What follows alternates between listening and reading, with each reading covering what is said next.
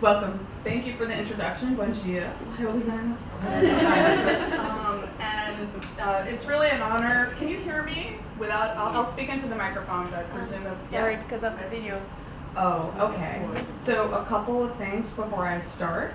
I'm from New York City, and so we speak very quickly. And I recognize that probably none of you are native English speakers. So if I start speeding up, which I will, can you raise your hand or motion, and I'll try and slow down. I'm used to speaking to people who don't speak English, but it's still, you get into your topic and you forget. All right. So today I'm going to be talking a little bit about the history of gender and sexuality in modern Japan. And this is something that's interested me for many years. I wrote a book some years ago about that, and my new book, which is coming out next year from Harvard, is about another kind of gender and sexuality. And so I'm going to be talking about that as I go through my talk today.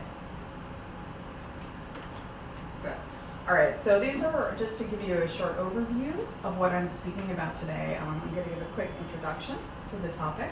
And by the way, I understand that I'm assuming that most of you may not be experts in Japan, and so I have some introductory words about that. I'm going to be talking about men in the Imperial Army and their captives, which is the subject of my next book, my new book. I'm going to be talking about sex workers, or what we call prostitutes, in early post-war Japan. And then I'm going to wrap up with some words about gender in Japan since 1956. Okay. So, by the way, I should know what I mean by gender history. By this I mean the history of men and of women, right? And masculinity and femininity. And I see some nods, so maybe this is not such a new concept to you, even if you're not familiar with the map of Japan. So before you, I find it a good idea to usually start with a map. So on the left, this is a map. I think I took it from Google. So this is one that you are familiar with, right? And so you see, before you see it, so this is, I like to have a map of Japan in the region so that you can see how far away or how close its neighbors are. And so you'll see, if you look at it right now, if we think of Japan in the contemporary world, this is kind of a dangerous neighborhood, right? China, North Korea, Russia. And a little bit, I wish I had the other side of the map so we could see Brazil in relation to Japan, but maybe you can envision that in your heads. A couple of things about Japan before we get started that people don't always know or remember. I can hear myself speaking up. So Japan is the world's third biggest economy. At least in the U.S., when you read the newspapers about Japan, the kind of main story you hear is about demography, but and how there are fewer babies and this kind of thing. But Japan still remains the third biggest economy. I wanted to point that out. By population, Japan is the world's 11th biggest country, and most of Japan's populations, and you can see this if you look at the map, live in cities by the coast. Right? It's a really mountainous place. And so if you actually spread out all of the area of Japan, it would be quite a large place. There are 4 main islands. I wonder, was I standing in front of the map? I apologize if I was. There are 4 main islands, which you can see here, and some island chains also. All right. So that's a little bit about geography, just so we know where we're talking about. And then on the right side of the map, this may be a little bit difficult to see, but exactly what I mean, but I'm going to talk about it, right? So one of the things that historians talk a lot about when we speak about Japan in the 20th century is empire, right? And so typically, there are lots of different ways to think about this, times when it starts, times when it doesn't, right? But today, and I'm happy to engage in a discussion about why this is, but today I'm going to really be starting with 1895, which is the end of the first Sino-Japanese War, right? And it ends in 1945, right, with the loss of World War II or Pacific War, whatever you want to call it. And the different colors you see on the map here, right, the map on the right, are just the progress of Japanese empire in the 20th century. All right, so I'm going to move to the next slide. So as Japan becomes a nation, so right, I mean, I guess I should start a little bit earlier, right? So Japan, more or less, is closed to the rest of the world from 1603 until 1868. I'm saying nods, so people are kind of aware of this. But today's story is really going to be starting with Japan becoming a modern nation state at the end of the 19th century, right? This is a time when Japan and its leaders try and become more like the great imperial powers, right? Like the U.S., like Britain, places like this. And one thing that happens during this time is its leaders are consciously creating a modern Japanese army, one based on European and American models, right? As elsewhere in 1872, conscription is when you're forced to join, when you are forced to join the military, right? Men, and a specific kind of men, I'm not going to go into that, played an important part in creating the nation, right? But unlike other countries, right, the Army and Navy weren't based on pre-existing institutions. It's something completely new. After the revision of the conscription law in 1889, which abolished many of the privileges of rank. When I say rank, so Japan is organized in the time that I was talking before, which we call the Edo or Tokugawa period, into like a okay, so I see nods, this is something that's familiar to people, a four-class system. But this ends at the beginning of in 1868, and in any event, so mass conscription is one of these things that's a conscious decision to change the way that society works. And so for many men, the Army increasingly determines their lives, right? And so one of the things that happens is health inspections, right? People's inspections and rankings determine the kind of service that they'll have in the military. And they increasingly define what manhood was. And manhood wasn't just physical, right? And so now I'm finally going to talk about the slide behind me, right? You probably can guess from looking at it and from my discussion thus far that this is about a war. So remember I told you we're starting 1895, which is the loss of the second, the victory in the first Sino-Japanese War, but this is the next war. This is from the Russo-Japanese War in 1904 to 1905. And there are a couple things to notice as you're looking at this. Anybody have any observations from what you see in this slide? What does this look like? Anything is okay. It'd be like terrible photo, but it's a woodblock print. Anybody? They look like police to me more So than army. So they look like police. They're wearing uniforms, right? They're wearing uniforms, and this is something that maybe if you don't know so much about Japan, you would think people were wearing. Might not be what you would think they were wearing, but yeah, they're wearing uniforms. Do they look like they look? What else? Anybody else? They look like Western uniforms. Exactly, Western influence, something that I was talking about before. So I said they were based on the European model, but you also see that they're wearing Western military garb. One more person? Or I'm happy to. All right, another thing I think to take away from this is the Western weapons, right? These are really powerful. You see that? Powerful weapons. And this is something, of course, when we look at woodblock prints, we have to remember this is something that artists considered worthy of representation.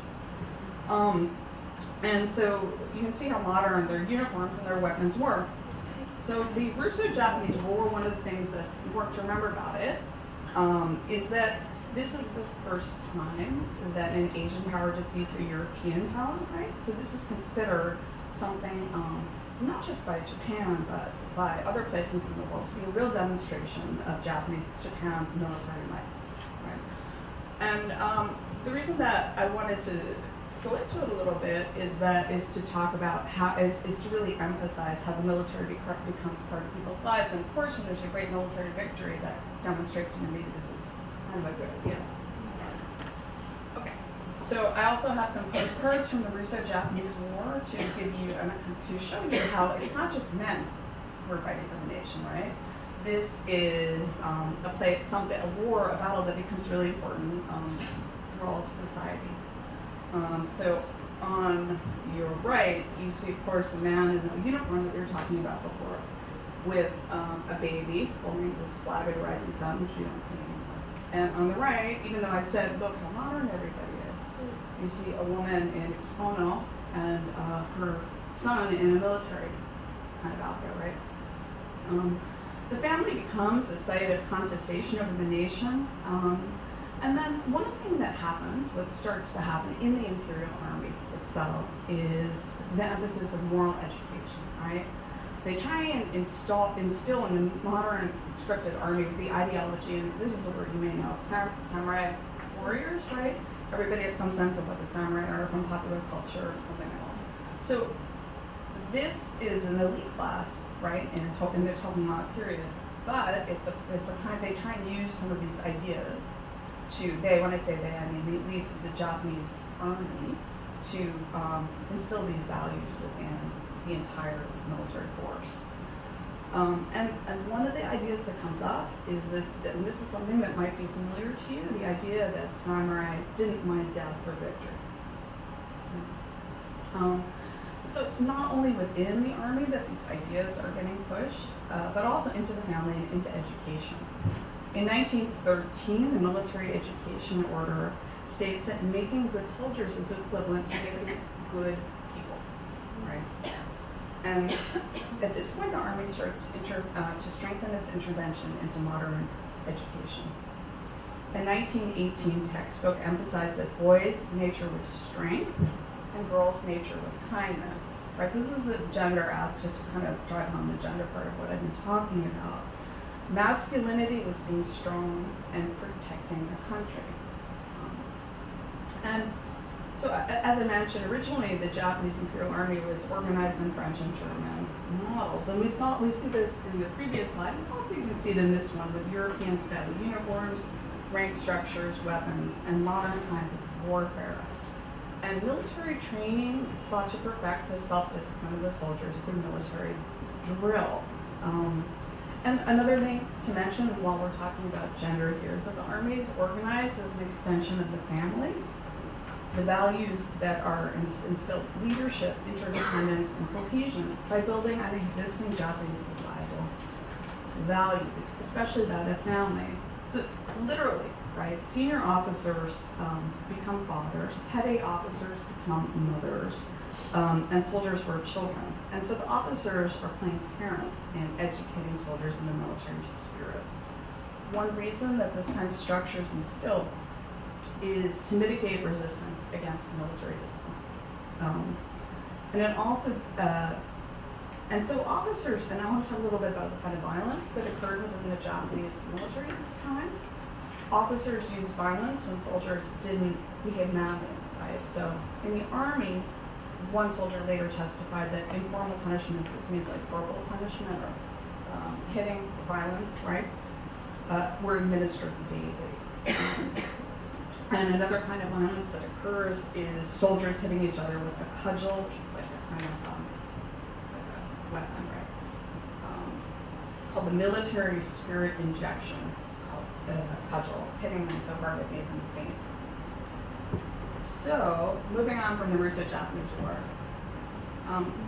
I talked about the Russo-Japanese War and militarism and how that works its way into the family, how it's one way of talking about the family, right? But also, what's going on in Japan now is not all military all the time, of course. It's a state ideology, and it's one that I'm emphasizing just because I'm talking about gender today. But in Japanese cities, right, places like Tokyo and Osaka, which you saw on the first map, we see the same kind of trends that are going on in other places in the world. And so these images are images of something called a modern girl, or moga, right? This is a phenomenon of the 1920s and 1930s. I have these particular images. These are women working in cafes, but other kinds of ways that we see women participating in modern life in the 1920s and the 1930s. Jobs like working in department stores or collecting tickets on trolleys. And these jobs, maybe if you're thinking about your life after you graduate, working in a department store might not sound that glamorous to you. But it was pretty glamorous given some of the other opportunities that you might have had before you, right? Like working in a factory, processing silk, which is not, I'll leave that for another time, but it was not very glamorous and you would get sick. You might get tuberculosis. Okay. So here, again, the working cafes, you can see they're all dressed up. And this is a little bit also about what cultural life was like. The people behind you, the customers, were probably, the customers on the right were people who were literary people. And one of the other things that goes on in this kind of work is these women were probably, they're not just serving, they're also joining and drinking it as they converse with customers. And these are all, the other importance of this kind of phenomenon is it's something that's written a lot, right? As a job that was glamorous, right? In a magazine, in movies, and lyrics. This is of songs.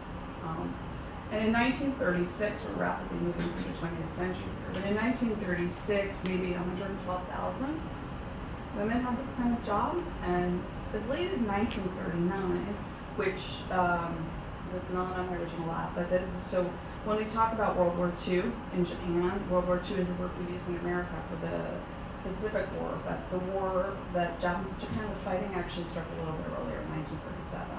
So the reason that's important for this particular slide is in 1939, you still have over 90,000 women working in these kinds of jobs, even though Japan has been at war for 2 years already in China.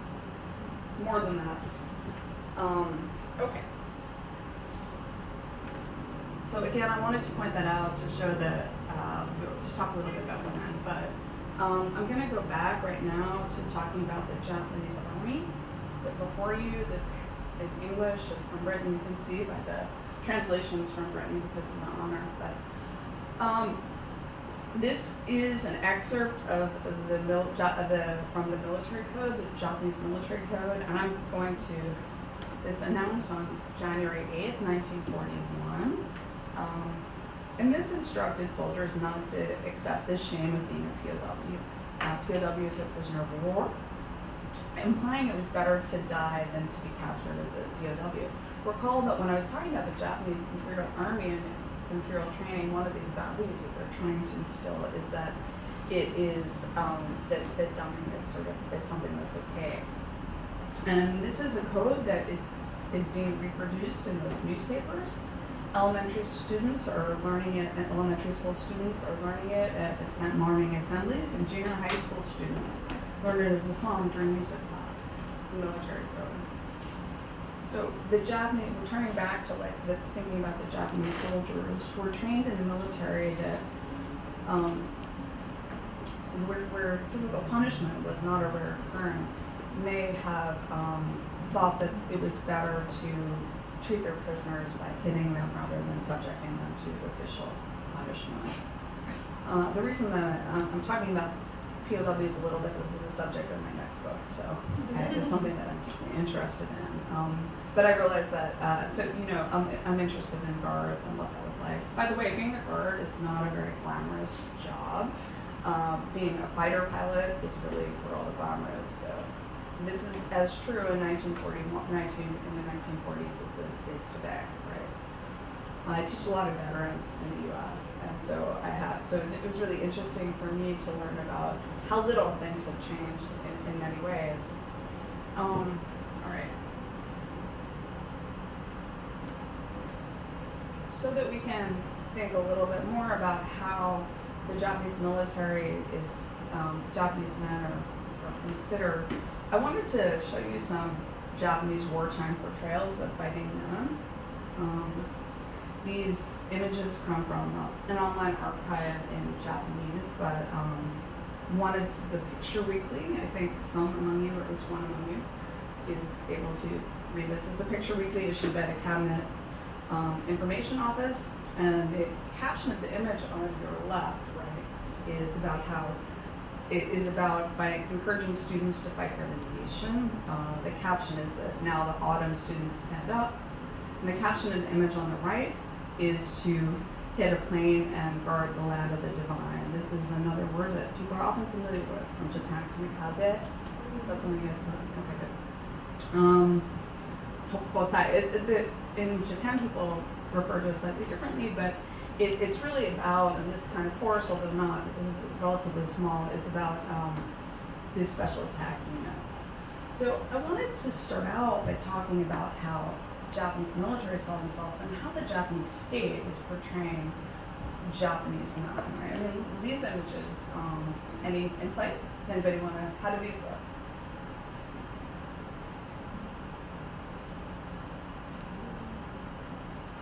Heroic, maybe?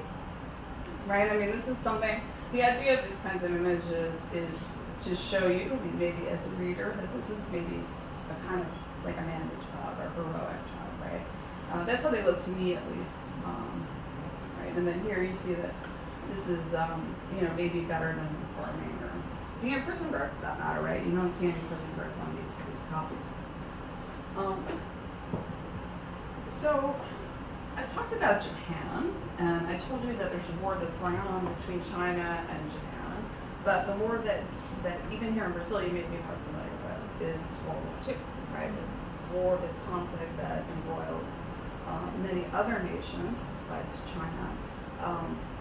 And I mean, I'm American, so the one that comes up most for me is the United States. But it wasn't just the US who's fighting in Asia against Japan, it's also Australia and Britain and lots of other places. So I wanted to talk a little bit about the way that the Japanese military was seen in the United States at this time, right? These are old, these are propaganda pictures. And I believe that one is, I think the Tokyo Kid one is from Australia, because I'm interested in Australia and the US. But points to take away, how about these pictures? Do the Japanese men look heroic here? Anybody?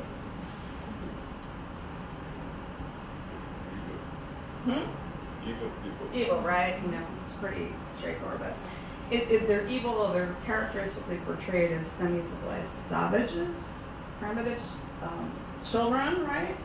Another image that comes up a lot, and this is how the U.S. military, the Australians and the British are trying to portray them. You see sort of animal images, right? Right, you see that there and there. Apes, monkeys, baboons, or gorillas, sometimes mice or rats. Right? Not as heroic as, contrast that to these pictures, right? I don't have any pictures of kind of the other side, but you can just maybe use your imaginations. So what I want to talk about next is what happens when the Japanese Imperial Army holds the Europeans and the Americans and the Australians prisoner. And here I'm going to work back into talking about masculinity, which is one of the things that I'm interested in. So the battlefield, I think at least, becomes, this is, I'm first going to describe this photo so that you know what you're looking at. This is, any guesses for what nationality is in the center image? Does anybody know what kind of hat that is? British. Close, Australian. Australian, yeah. Same, right? And so, you see, this is a conflict between sort of like the Australian man and the Japanese guard, perhaps a Korean guard, we don't know. And so the battlefield becomes this place, I think, and I argue, for competing over rival masculinities. A place to show just how manly you could be. So some of the qualities associated with being in the armed services, or physical condition, prowess, and honor, are also qualities that are associated with manliness. This isn't just true of the Japanese Imperial Army or the British forces of the Australians. Qualities that still continue to be associated with masculinity, at least in the United States. But what about, think a little bit about what a prisoner of war camp is like. And so a prisoner of war camp, right, this is where the prisoners are held, and it's like kind of a long and complex subject. But for me, one of the things that's interesting about them is thinking about masculinity. So, I mean, think about it. If you are a soldier and the honor that you get is by being victorious in battle, or by killing the enemy, or by having a great defeat, when you're a POW, in a POW camp, it's a pause in the fighting. You lose your opportunity to be heroic, right? I mean, there is a heroism, and certainly this is argued later in, trying to escape, which is a really difficult thing to do as an American in Japan or in Singapore or wherever in a predominantly Asian kind of country. You can't really sneak into the population. So there's not as many chances to be heroic. And in addition to that, the state of being takes away something essential from the military, right? This ability to openly fight. For prisoners, and this I think is really quite important, it takes away, it's missing a chance to achieve glory or brilliant victory. So even though the soldiers at this time are conscripted, right, it's a very honorable thing to come home with a ribbon or a medal showing your prowess, right? These are things that even today we read about in the newspaper as great signs of victory.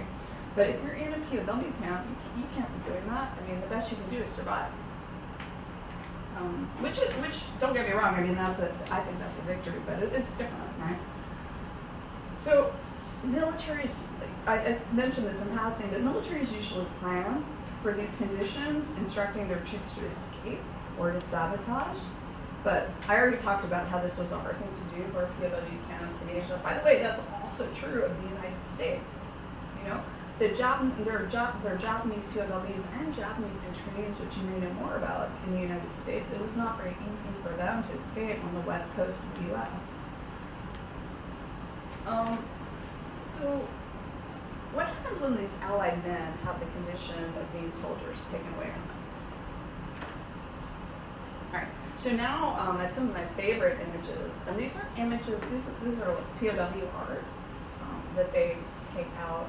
One of the camps that I studied is a prisoner of war camp in Korea, and this is now we're talking about British materials, and so these are drawings made by the British Army. So I talked a little bit how you're not fighting. Not only are you not fighting, you're sort of just sitting around. In the best case, people are working, right? And everybody wanted to work, because what else are you going to do? You're going to sit around and think, oh, I'm hungry, right? And this is something we read about a lot. And diaries and kinds of art have survived, and I'm going to be showing you some of this now. So we talked a little bit already about how masculinity is having a strong body, right? And so what's going on here? These are men, they're heading for the scale, this big question mark, and they're getting thinner and thinner and thinner. And this is from a camp where there are relatively good conditions. There's a low death rate, which is how I think about which camps are good and which camps are bad. But it's not the condition of 2019 United States and Brazil for many people, which is having enough to eat as frequently as you want. So prisoners of war are held, and we talked a little bit about what these American and British and Australian images, but what they regarded as subhumans, as apes, right? The rats from the earlier images I showed you. And they're limited in their own expression of their masculinity, removed from the markers. Their uniforms, right? Everybody's glorious uniforms and control, even any control over their bodies. And these weight tables, and so let me go on to the next one. You can't really see, this is a little bit hard to see, but I like to show it. If you want to come up and look at my slides, or you're interested in looking at my slides, I'm happy to send them to you. But this is one, and he has such nice handwriting. Look at this. Nobody would be able to read my handwriting. I have to use the computer.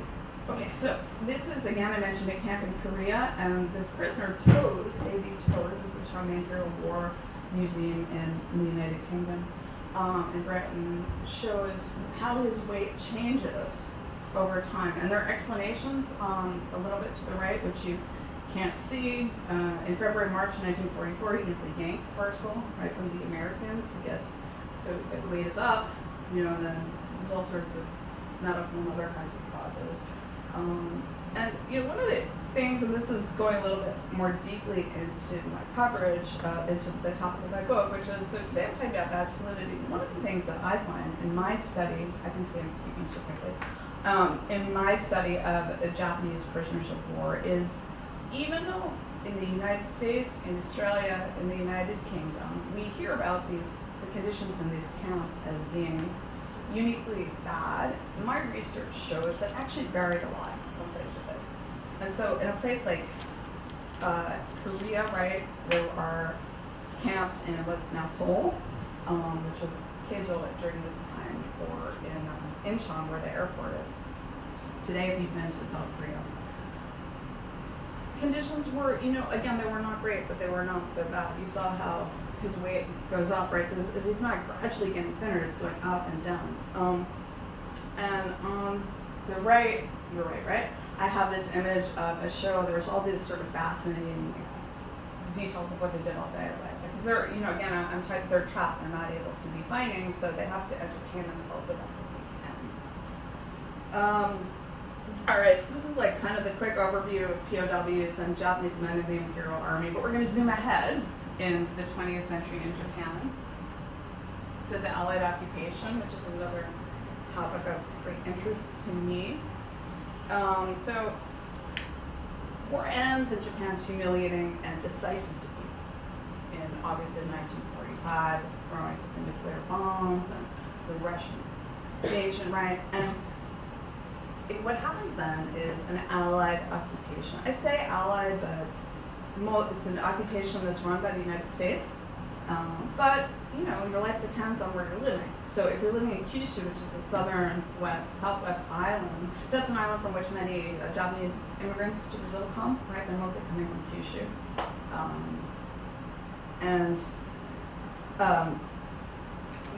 That was a place that was occupied by Australians and by British. Like 25% of the occupation was actually run by Australians and British. All right. But what do we have before us? We have, this is kind of almost a cliche image of an American GI, American soldier throwing candy at Japanese soldiers. That's like kind of one of the images you see all the time in the Allied occupation. So I wanted to introduce it to you. But on your right, we see a cartoon. And I want to continue to be talking about masculinity here. So I'm going to interpret it a little bit for you because I don't know how legible it is. So on your left, this is an American GI, and in the middle we see a Japanese woman. And on the right, this is a Japanese veteran, right? This is somebody who, I was talking about the Americans who are POWs, but definitionally, if the Japanese are losing the war, they're coming back defeated and humiliated and injured, right? So he's on crutches, and he is not, and the American is bigger, and he's physically threatening this man who's on crutches, right? And is very skinny, doesn't have enough to eat. So they're fighting over a woman. And so now we're going to go back to talking about women a little bit. In the aftermath of defeat, many Japanese women are selling sex to earn a living. But do you want to, is that okay? So I have more images for you here. On your left, this appeared in, this is for the Japanese image from a Japanese Picture Weekly, right? And this Japanese women selling sex was deeply disturbing to Japanese middle-class men and women, right? And this is, again, an iconic image. So the modern girl, which I showed you before, is an iconic image of the 1920s and the 1930s. This is the iconic image of the 1940s, mid to late 1940s. And this is a picture that appeared in Life magazine, which is an important American magazine, maybe of the 20th century. It's not in print anymore, like many magazines, but.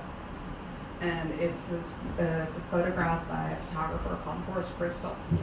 And so the images that we see are these heavily made up women, right, standing on street corners, posing on subway platforms, or lurking under bridges. And these people look kind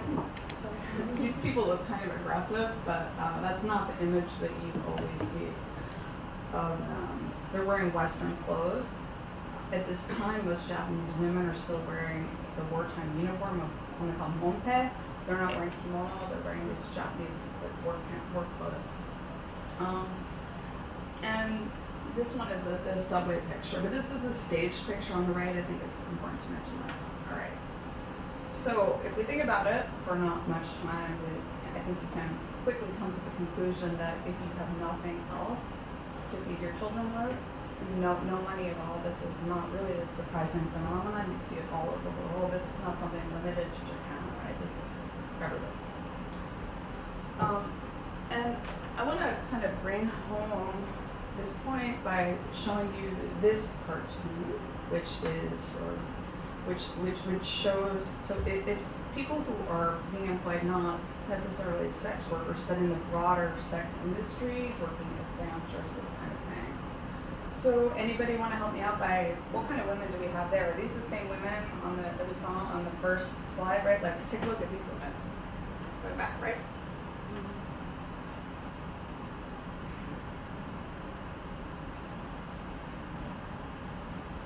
With children? Yeah, exactly. That's a really important thing that you observe there. So you see the woman, she's in the back, you see the baby on her back. And then if you look, these are people of all ages. This is not a young woman there, the one that's kneeling. I don't know how well you can see that, but that's really an older woman. So people are really desperate. These are a wide variety of women are seeking to work as entertainers, grandmothers, young mothers. It's a very widespread phenomenon, and unsurprisingly, this is something that politicians are trying to control. To continue talking about how widespread this phenomenon is, the picture on the right, the U.S. military, the Australian military, the British military have slightly different policies, but they're policies that are directed at controlling this phenomenon. Controlling in the sense of regulating it and forbidding it. So out of bounds means that the soldiers are limited to base. They're not allowed to go outside of the base.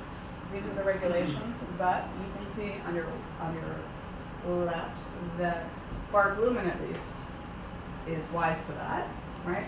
So before you have base, out of bounds, now they're not Bart Blumen, they're regular Blumen, because they have these lists of out of bounds places. So now they're Blumen, so they don't fall under the out of bounds regulations anymore. They're under new management.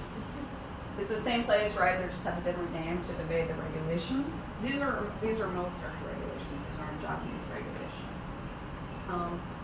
So this widespread industry of sex work, it's not just the women who are benefiting. These are pictures from Sasebo, which is a really big port in Kyushu. We love Kyushu today for some reason. I didn't do that on purpose, even though I live there and I really like it. And so these are a little bit later. This is the 1950s. Remember, the occupation ends in 1952. This audience may not be as familiar with what goes on, what's important for the United States and other parts of Asia. There's a big war that happens from 1950 to 53, the Korean War. And one of the things that is important for Japan out of this is this helps them get out of the poverty of defeat of 1945. Because even though Japan is not really fighting, the U.S. troops are based in Japan during this war. And one of the things that happens when a base is in your community is it brings a lot of money in, right? So it's not just the women who are benefiting, it is the people who are driving taxis. It is the people who are selling beer. And particularly in this is a lot of women, so even people who are letter writers. Some of these women are illiterate, and so to write to the American GIs, they're employed as letter writers in Sasebo, at least. So that's one thing I always like to talk about. Another thing to emphasize is how the physical landscape changes. See all the English language signs? I just point out that there is still a big U.S., well, it's actually a joint U.S. and self-defense force, just like Japan's military in Sasebo. And what's interesting to me when I went to go do my research was that these same kind of businesses were in the exact same place in Sasebo. They're just serving they're serving the self-defense force now, and serving the Japanese military and serving the American military. The signs have changed to Japanese. In any event, these tensions between but you know, sort of your middle class, bourgeois people don't like this kind of business. They're constantly fighting against it. This is the tension that we see at this time. And in Japan, it ultimately results in a law in 1956.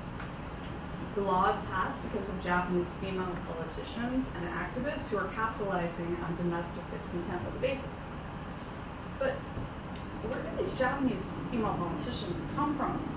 I haven't mentioned it, but I'll just tell you that Japanese women weren't able to vote before the occupation, much less run for office. Oh, these are the monpe that I was talking about before. So I was talking about one aspect of the Allied occupation, social and cultural history. But one other thing, another result of the Allied occupation is that it catalyzes political reform, including equal rights for Japanese women, suffrage, and marriage equality. And the first Japanese, you see the first Japanese women voting on the left, and the right, the first female national politician. This is like a long and complex story, this, and as it is everywhere, right? Like the struggle for women to vote, for everyone to vote. But it's a time for the first female Japanese politicians. And one of the ways that it happens in Japan, these are English translations of some of the excerpts of the Constitution, and these are just the women's articles. The whole Constitution itself, people argue about how much it was written by the Americans and how much it was written, how much to say the Japanese had. But the articles that deal with women specifically were mostly due to one Austrian woman, actually, but she becomes a naturalized Japanese U.S. citizen, Beata Sirota, who grew up in Japan and spoke Japanese fluently. She did it together with Japanese activists. This is not something that is imposed. It's one of the things that I think is interesting. But she's distressed by the position of Japanese women in society. The story that she told before she passed away was how she's rushing around Tokyo in a jeep, trying to get copies of all the constitutions, particularly the Weimar Constitution in Austria, which is one of the more liberal ones. And the points that are important here, according to the Japanese Constitution, there are a couple. So in Article 14, all of the people are equal under the law, and there shall be no discrimination in political, economic, or social relations because of race, creed, sex, social status, or family origin. And then 24, which is equal marriage, right? So these are pretty far-reaching provisions. In the United States, this is not something that's in the U.S. Constitution. In fact, in 1972, after a debate spanning 50 years, the U.S. Congress passed the Equal Rights Amendment, but as you may or may not know, they were unable to get complete ratification. People are trying to do this now in the U.S., but we'll see if that ever happens. All right. So, I don't know, can you see these? I think they're probably pretty blurry in the map. But this is a poster that's used to explain, on the left, used to explain some of these far-reaching changes in politics under the starting, in some of the boxes are the role of public functionaries. They're no longer the object of veneration, rather than equal. Equality under the law, the emperor, the aristocracy, people to people. But the one I want to talk about is this one, the third one,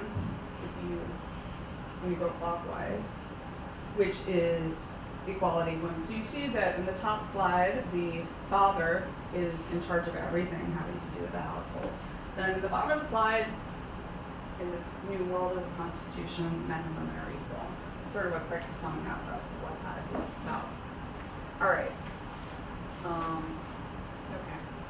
So, proceeding through life. So, when people, in terms of wrapping up, when people talk, I find that a lot of times Americans, some of my students, especially when I give talks at places in front of people that don't know as much about Japan, this image is one that comes up a lot. People think of Japanese women as kimono. This is my fault, actually, but like everywhere else, women have lots of different jobs. Sometimes Japan is a place that laws make it more difficult for women to work.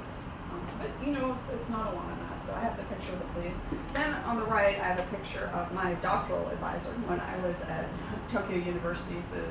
You may probably know who she is, but second female professor at University of Tokyo, Ueno Chizuko. She's retired now, but she has she writes a lot of books. She's now become a best-selling author, which you never expected to be. So when you meet with her, she's like always surrounded by these people and TV reporters. And she was always famous, but it's really, really something else. Anyway, so I have a picture of her there. This is a slide that's really meant to talk about how, like everywhere else, women in Japan have lots of different jobs. And men too have lots of different jobs. This is a picture. So you see this all the time in Japan. The salarymen men falling asleep. Usually they fall asleep like this though. Women too, right? You know, and somehow people manage to get off at the right stop. And then, you know, but it's not just salarymen. This is something maybe people who know more about Japan might appreciate, but men have all sorts of jobs, right? They're working in factories. This is just a way of emphasizing that Japan, like everywhere else, people have lots of different kinds of jobs, and there are lots of different challenges. I know that I've been skipping around pretty dramatically in the 20th century and into the 21st, but I like to, people don't always know as much about Japan as I think everybody should know. Obviously it's it, so I like to do that. All right. Prime Minister of Japan, this is an old picture. This is from 2006 with a baby. One thing that the Japanese government talks a lot about is about something, a policy called womenomics. Japan is a place that still has a lot of institutional barriers to women working, despite all those great provisions of equality that we heard about and that I told you about in the first part of the talk, you may have learned about. I think it was a little uncomfortable holding that baby, but you know, I don't know. I mean, maybe he thought there were photos. I can't speak to that. But some of these provisions that make it hard is really a lot. They might not be where you think. So daycare is hard to get, although it's free. You can get yourself into a daycare. And Japanese elementary schools require a lot of mothers. There's just a lot of, you know, taking your kid off, dropping your kid off, and there are really high expectations. And so in Japan, like other places, I'm not as familiar with Brazil, so I can't really speak to that. There's very high expectations, and because there's so many high expectations of women in the home, that people who employ women think, you know, maybe they're not going to have as much time for their jobs. And so a lot of people do quit because of these expectations, or they're not given the opportunities for promotion. So, you know, this isn't something unique to Japan, but you see it more than other places. In the United States, I mean, it exists, but unfortunately, one of the ways that it exists is that people from other countries take care of people's children. And because Japan, it's very hard to emigrate to Japan if you're not a Japanese national. I mean, they change it over time. Sometimes there are laws that enable people who are of Japanese ancestry to come into Japan, but it's one way that people obey that problem in the United States is they have poor people working for them. That is not the case so much in Japan, and it's not just taking care of kids, it's taking care of elderly relatives, taking care of parents, which is really a lot of work. I know from my colleagues now who work in Japan, I have a close colleague who was in my doctoral seminar who now takes care of her parents, right? That's her full-time job. She doesn't have children. It's something that changes. Okay, so I wanted to show that. And then I have another, he's not called Naruhito anymore, but this is the Emperor of Japan with his wife looking adorningly on him, and the princess. This is, again, is a really old photo. I was looking for a better photo because he recently ascended to the throne, but I couldn't find one that I liked, so I stuck with this. The Empress of Japan, Masako, of course, really high-powered kind of person. This is something that you may or may not know, but she, a student at Harvard, my colleague at Harvard taught her. Really, really smart woman and foreign ministry diplomat. But she, you know, married the emperor, so now she is the Empress of Japan. And this is something people talk a lot about, and we hope that we see more of her. I think this is something you see, you see more and more. Okay. So I just wanted to wrap up. That's my lecture for today. I know I zipped over lots of places. I'm happy to entertain questions about Japan in general, about any of my slides. I think I'm going to put the Japan map up. I think it's really useful. The kind of main points I talked about are changing continuity. So I started with these pictures of the family, and I ended up, so some of the continuity we see, these family units, the importance of men and family unit, right, the last two pictures. But there's also been dramatic change. What from a time when, I mean, after all, Japan, I barely talked about this, we don't have the Japanese Imperial Army anymore, right? It's a self-defense force, which is still an enormously powerful military fighting force. But their role, right now at least, for the present is defense of Japan. It is not they're forbidden by the Constitution. Japanese Constitution forbids aggressive war. Despite this, they still spend one of the high. I think it used to be number 5 the last time I checked, but per capita amount of their budget on that. And then in terms of so we see change in continuity. That's a very historian thing to say, by the way. I don't know how many of you are historians, but all historians think there's change in continuity. And indeed, we see that in Japan's 20th century. What's next? It'll be really interesting to see, right? I mean, Abe's still in charge, and for the foreseeable future, most observers expect that to continue.